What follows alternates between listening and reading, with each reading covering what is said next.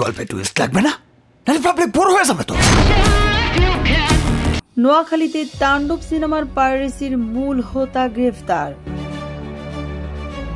ঈদুল আজহার আলোচিত ও দর্শকপ্রিয় সিনেমা তাণ্ডবের পাইরেসির ঘটনার দায়ের করা মামলার এজাহারভুক্ত ১ নং আসামিকে নোয়াখালী সুদারাম থানা এলাকা থেকে গ্রেফতার করেছে জেলা গোয়েন্দা শাখার ডিবি নোয়াখালী।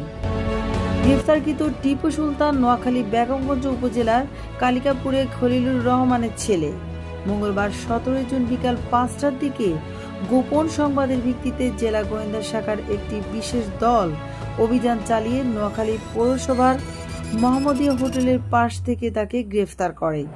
গ্রেফতারকৃত টিপু সুলতানের বিরুদ্ধে অভিযোগ রয়েছে তিনি তাণ্ডব সিনেমাটি বেআইনিভাবে পাইরেসি করে বিভিন্ন মাধ্যমে সম্পূর্ণ এইচডি কপি প্রচার করেছেন।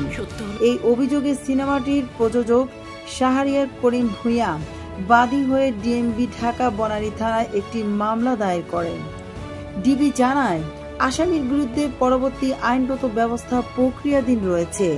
রুমানা ইসলাম, সিএম টেলিভিশন, নোয়াখালী।